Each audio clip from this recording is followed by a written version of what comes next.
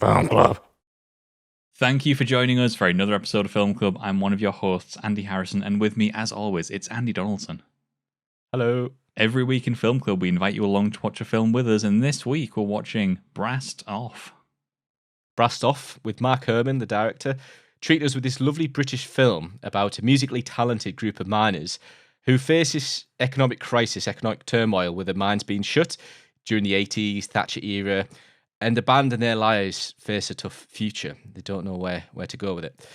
So I chose Brassed Off because in September, just last month, I went to see a theatre production of Brassed Off, and it was insane. It was brilliant. Now I was so drawn in. It was kind of adapted to be County Durham instead of being where it is, which is Grimethorpe, based in Grimethorpe in the kind of South Yorkshire. I was kind of just taken aback with just how much, not only how good the theatre production was, but how good this film was as a whole. You know, source material. We talk about local films like Kes. We talk about films like Shane Meadows and his work, and I feel like we're coming and seeing another kind of localish kind of production with Brassed Off in South Yorkshire, but this area that's, you know, that speaks to us too, you know, what's it called, a full Monty as well. These kind of like low economic areas where they're facing troubles, but their personalities and their kind of motivation, their want to in this case survive, the music survive, it prevails. Is this your first time seeing it as well? Yeah, it's the first time I've seen it. Obviously, I'm familiar with the film in some respects. I've heard little stories about it. I think I've seen little bits and pieces here or there. I'm familiar with the director, Mark Herman, who, Andy, I think I told you last week, notoriously, infamously, a little silly story. I got into a fight with Mark Herman. Not a physical fight, just an argument, a debate with Mark Herman many years ago now. So, Mark, if you're out there, I was right, but you made a damn good film. Well, it is a fantastic film, and it's I was blown away. I immediately, and it's going to be interesting for our American audience and, you know, a non-UK audience, I was hit with a very, very thick Yorkshire accent that even me, I'm kind of used to the Yorkshire accent, caught me well off guard, and sometimes I'd be like, what? And what's so interesting about this film is because one of the best, if not the best bit about this film, alongside the performances, of course, is the music. And they actually got the Grimethorpe Colliery Band to actually do the soundtrack for it. It's really cool that they actually, from this film, went on to do more and kind of win more competitions. They got recognised for their part to play in this film. And I think it's just so cool. We're basing it off this area. This area is obviously low economic crisis. I think it got voted kind of worst, almost poorest place in the EU or something like that because of the foreclosures of the mines. And they actually bring the band together to make this exceptional film. And my God, do they pull it, like, they kick it out the water. It's stunning. The music is stunning. It's really cool how Mark Herman did that to the area, like kind of brought everyone in, this sense of community, and kind of instilled that in the film. I'm really interested because this is what happened on the theatre production, for example. The actual people who play the music, because I knew one of the girls who's playing that and part of the band, and they weren't necessarily trained, but they appeared on the stage and they just did the music, and they're kind of almost extras. So I do wonder if the actual band itself, the Grimethorpe Colliery Band, were the extras in those pieces when they did the music. And I'm quite intrigued, and I really want to find out. It's really cool. It reminds me a lot of The Commitments. Do you remember when we did the Irish film, The Commitments? Yeah. And obviously the difference there being that The Commitments would go on to sort of become a band off the back of the film, whereas this is, you know, a little bit of The Commitments in reverse. But tonally, they have a very similar sort of thing as well. You know, bands coming from low economic areas and sort of like striving to make it a little bit off of a great deal of talent.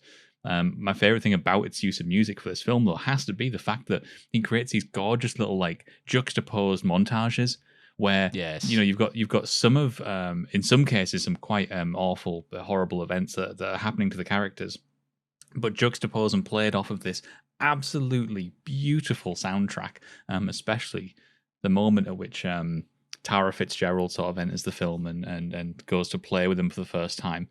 That track is incredible. It's breathtaking. That is my highlight, and I'm so glad because, again, seeing that in the theatre, I was like nearly moved to tears. And seeing it on the film, same again, is Rodrigo's Concerto de Aranjuez. I might have heavily mispronounced that. The orange juice. Yes. It is the highlight of the film. And the way she does it and the way she conveys, it's like such emotion through music, and the way that their body language shifts through those scenes.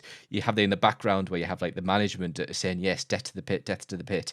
And you just have this incredible Spanish piece that's pushing through and just like hitting the notes on it, and everyone's just the people in the film, the characters as well as ourselves, were just so moved by that piece. Great example. I'm really glad that stuck out to you, because that for me is the highlight of the film.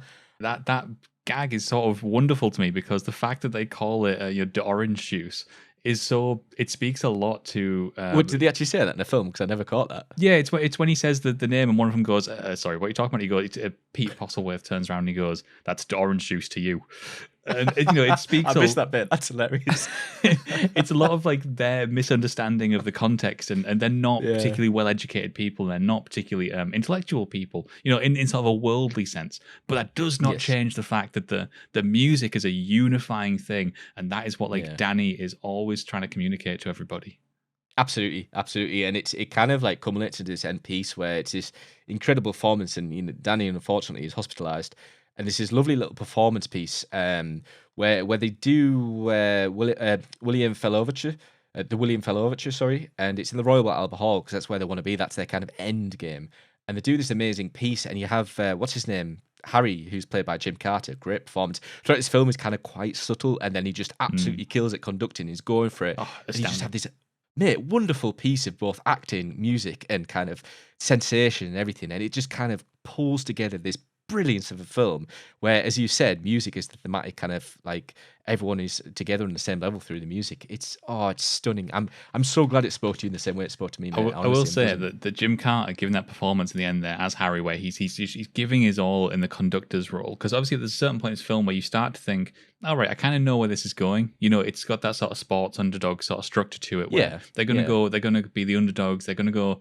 somehow scrape the money together and go and win the competition.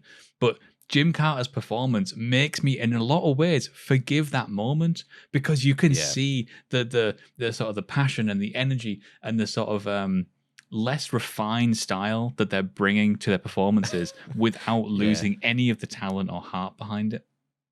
Absolutely. It brings me on to the performances of in this case, of Danny, Pete Postlewaite, sorry.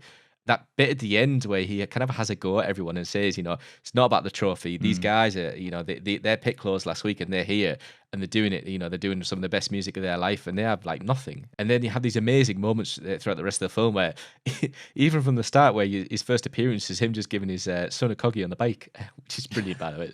It's so like kind of us as kids.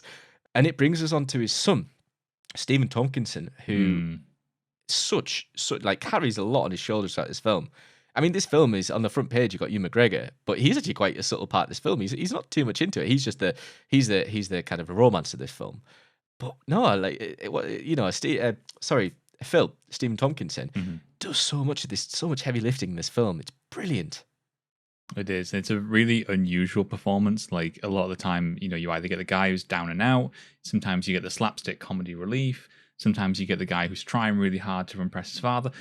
This is all put together for him, and yet he still doesn't sort of feel like just a caricature. He still feels like a pretty well-developed character with a significant amount of empathy towards the end, especially when he has definitively one of the most bizarre moments in the entire film that perfectly straddles that juxtaposition of tone, because this film is equal parts hilarious and harrowing. And and sort of uplifting too. But he gets the moment that in one shot encapsulates that. It is the moment at which the security guards find hanging himself among the rafters of the mining industry that has just closed around him, whilst dressed as a clown. It's massively symbolic, and yet it's both hilarious and awful. Like, you don't know whether to laugh or cry, genuinely. And that is such an incredible thing to pull off in a single shot. And it's absolutely. And then Tara Fitzgerald kills it throughout this film. The whole cast is absolutely fantastic. And it's all full of, like, I do think there's one little criticism I've got. There's a couple of dodgy accents in there. Where a couple of them are trying to be real Yorkshire, and it doesn't quite sit properly. But it's so forgivable because there's lots of the cast obviously are from close areas of Yorkshire and whatnot. Yeah, a lot of the humor comes through in that as well. Like a lot of it is very, very grounded, very simple, very straight and dry humor, which it's a very Yorkshire thing to sort of pull off. In addition, that whole like sort of Slightly uncomfortable gender politics, and they even address the whole, Yes. Yorkshire men aren't supposed to share their feelings and all that sort of stuff. That sort of comes through really well, and the cast in the whole is they're just really charming. Like I love some of the lines that they come out with. Like someone keeps calling their instruments like trumpets or trombones or something, and like it's a euphonium. It's just that sort of dry wit is glorious, and you don't see it very often in films. Yeah, it's brilliant. It's got a lot of heart to this film, and I was really taken aback by it. Really, really pleased. So there is Brast Off. You can let us know in the comments below what you thought of the film. But Andy and I are going to be back once again next week, where it's time for our Halloween special with Carrie. Cheers, guys. Until then, get watching.